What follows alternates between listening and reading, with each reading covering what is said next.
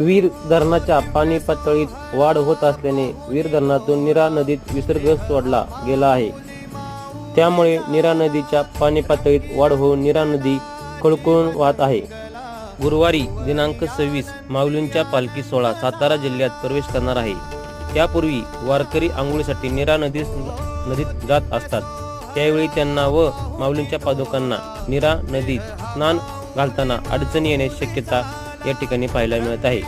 दरम्यान नीरा नदी काठेवरील रहिवाशांना नदीपात्रात जाऊ नये याकरता धरण प्रशासनाकडून सावधगिरीचा इशारा देण्यात आला आहे। तसेच नीरा नदी पात्रामध्ये प्रशासनाकडून मोठी खबरदारी बाळगण्यात आलेली आहे। यावेळी पोलीस प्रशासनाचा मोठा फौजफाटा या ठिकाणी पाहायला मिळत आहे।